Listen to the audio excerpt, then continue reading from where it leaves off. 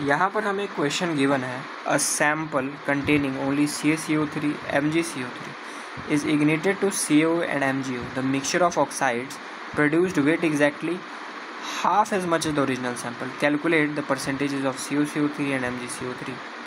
यहाँ पर हमें क्या करना है, जैसे गिवन क्या है, मिक्सचर है जिसमें CaCO3 है और MgCO3 है, दोनों का मिक्सचर है, दोनों को हीट किया जा रहा है।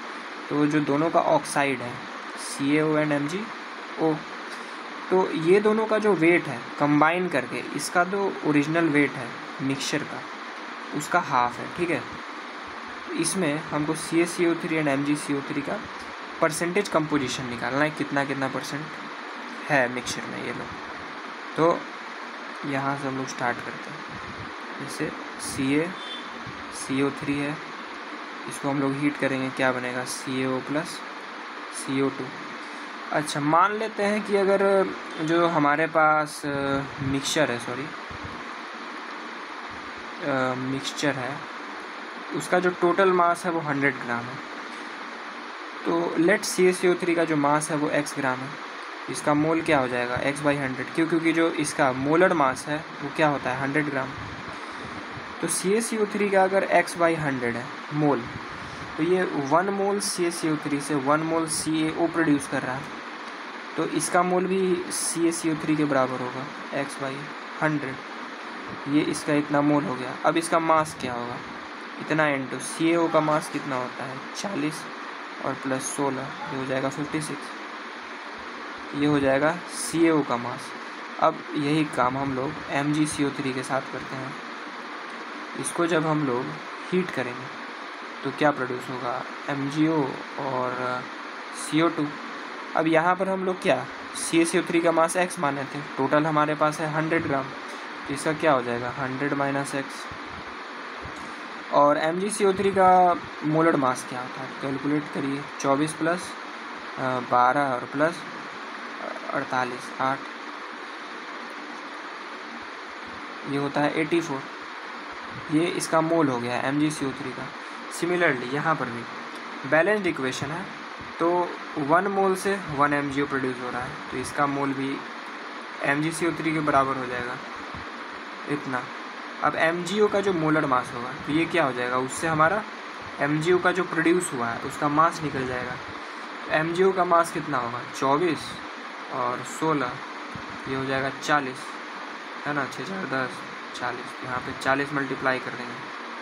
अब देखिए, और हमारे पास क्या गिवन था कि CaO और MgO दोनों का जब मास को हम ऐड करते हैं तो CaCO3 और MgCO3 मतलब जो टोटल मिक्सचर है उसका टोटल मास का हाफ है। इसका मतलब क्या हुआ, मिक्सचर जो है हमारे पास उसका मास है 100 ग्राम, इसका हाफ कितना हो जाएगा 50 ग्राम।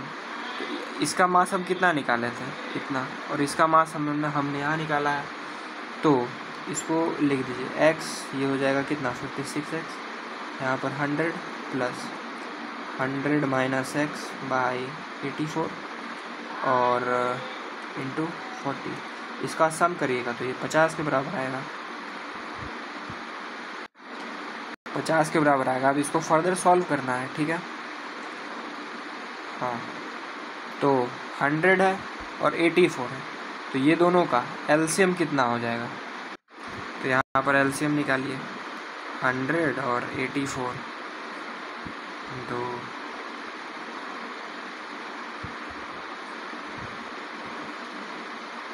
इतना हो गया, दोनों गुना कर दीजिए 25 इंटू 21 इंटू 4।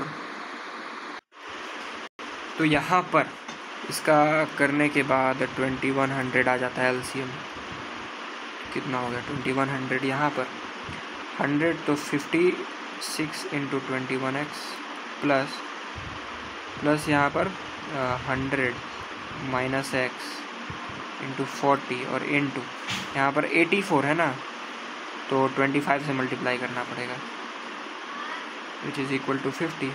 इसको यहाँ पर लेके आ जाइए, तो 56 into 21x plus 100 minus x 40 into 25 which is equal to 50 into 21 00। इसको मल्टीप्लाई करने के बाद आपका आ जाएगा 1176x प्लस ये, इसको अगर आप एक्सपेंड करके सॉल्व करिएगा तो ये आपका आ जाएगा एक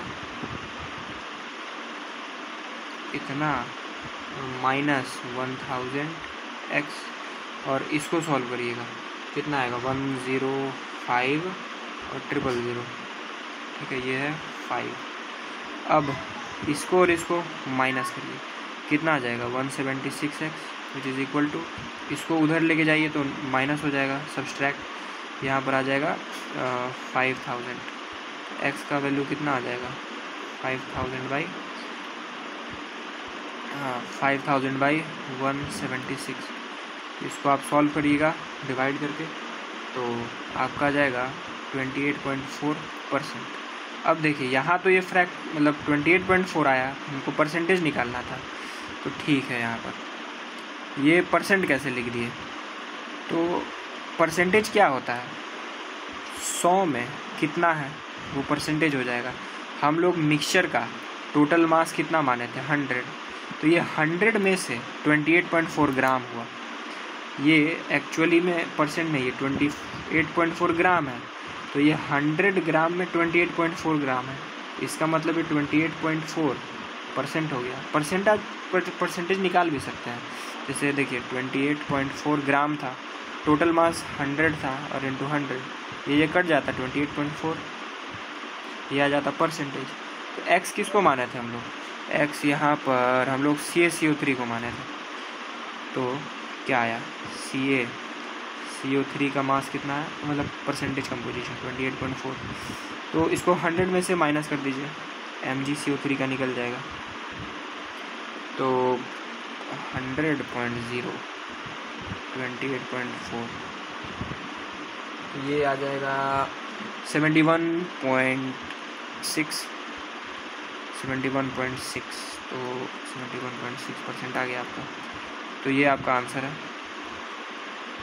CaCO3 का 28.4%, 71.6% MgCO3 का। तो थैंक यू।